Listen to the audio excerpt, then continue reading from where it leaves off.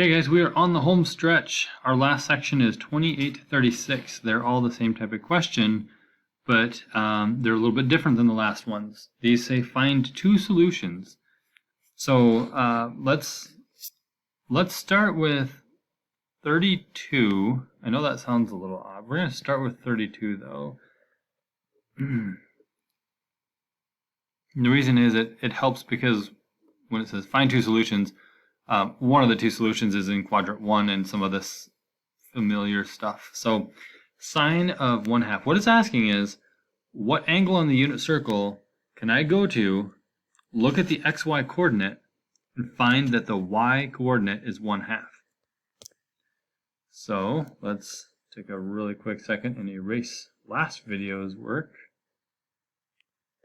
What we're looking for, again, take a look at your own unit circle here and look for the y 1/2. So I'll do then maybe, yeah, blue's fine. Y is 1/2. Ah, hey, look at that. There's a y equals 1/2. No. Ah, here's y equals 1/2. No. Oh, well, that's close. Shoot. Does that count? Let me look.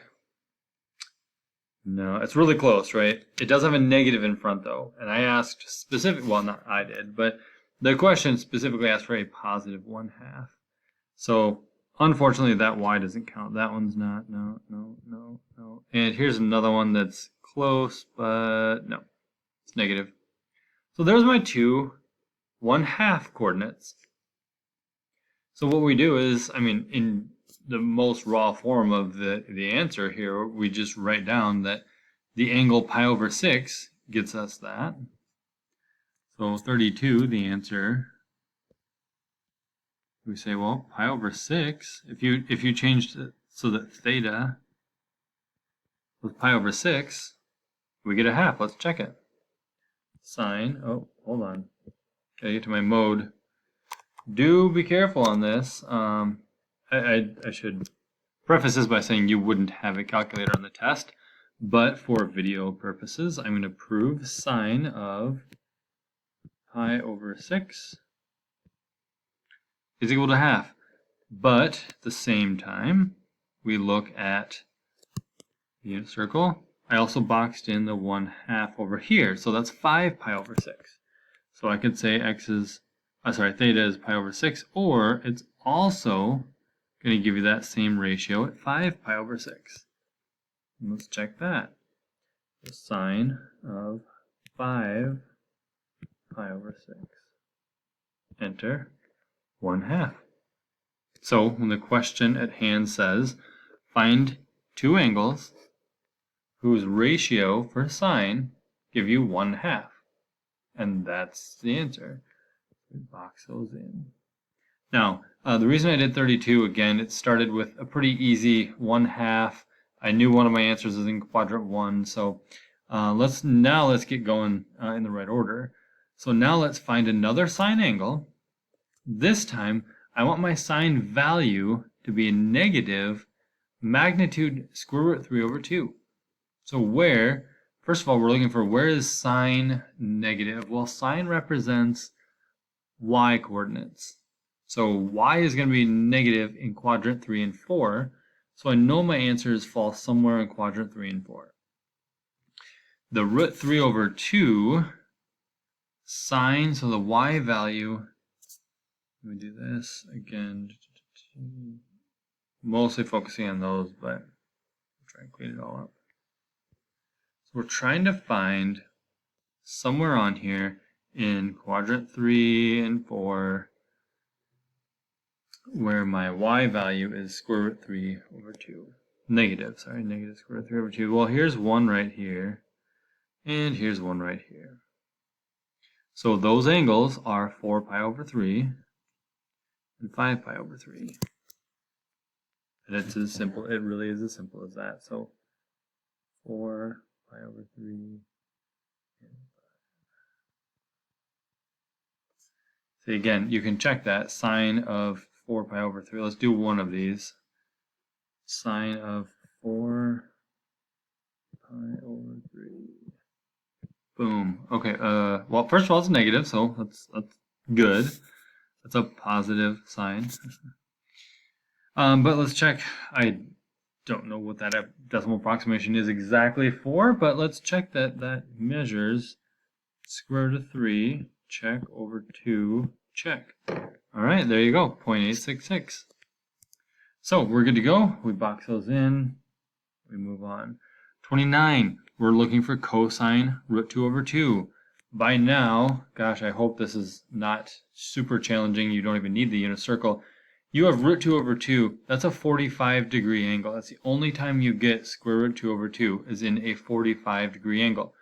When is cosine going to be equal to that ratio and positive? Cosine is referencing the x, right? That's the adjacent side of my angle. So in x being positive, it has to be in quadrant 1 or 4. And I just told you that you only get root 2 over 2 for pi over 4 increments. So one answer is going to be pi over 4, and the other one's going to be down here. It's going to be the 7 pi over 4. So pi over 4, comma 7 pi over 4. All right, so it really is that simple. 28, 29, 32 that I did, they're pretty basic. They're sine, cosine, they're pretty easy stuff. Tangent, let's look at number 30. Again, I don't think it's going to be that much more challenging, but might be a little bit different looking. And the reason is we can't look right at the unit circle and say, there's an angle that shows, why is that up? There's an angle that shows tangent is square root of 3.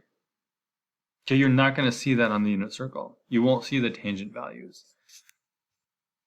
A couple ways you can memorize that is you can see that the smaller angle here, when you're at the smaller angle, your tangent is 1 divided by square root of 3.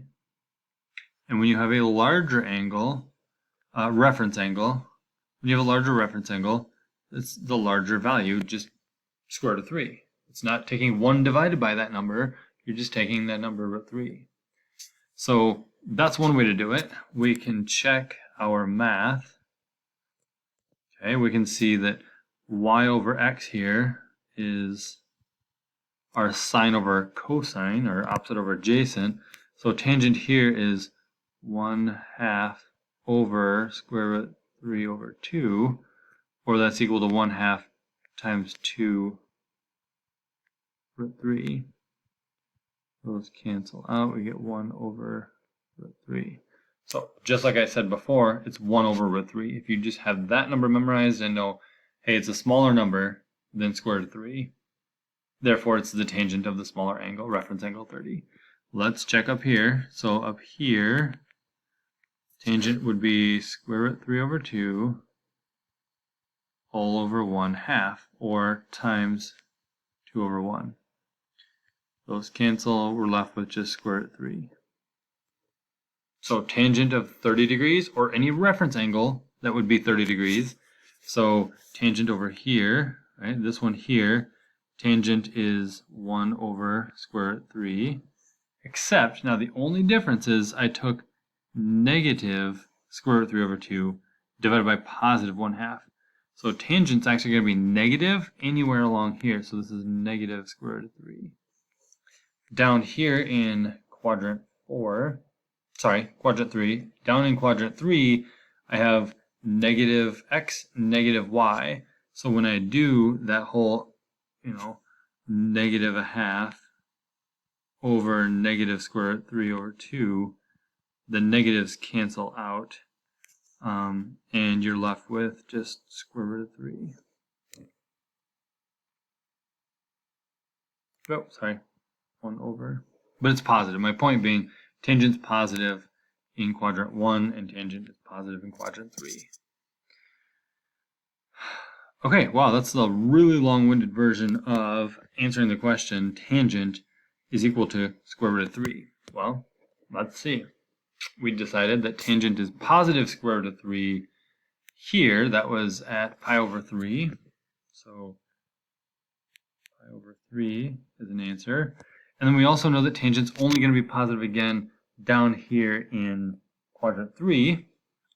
And I already determined that this reference angle 7 pi over 6 tangent ratio is 1 over square root of 3. That means that must leave 4 pi over 3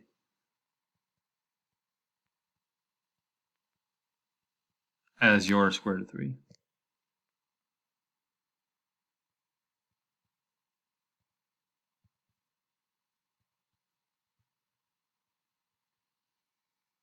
So 4 pi over 3 would be another answer.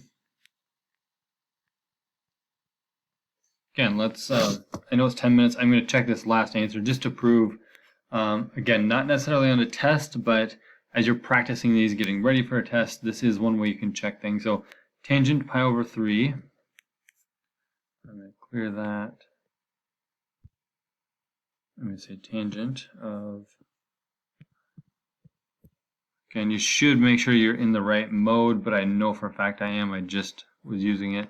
So tangent pi over 3, tangent of 4 pi over 3, both the same number. Let's check to see that that's the square root of 3. And boom, there it is. Check, check, and check. That is good. I'll just finish out 31 to 36 on our last video. So stay tuned.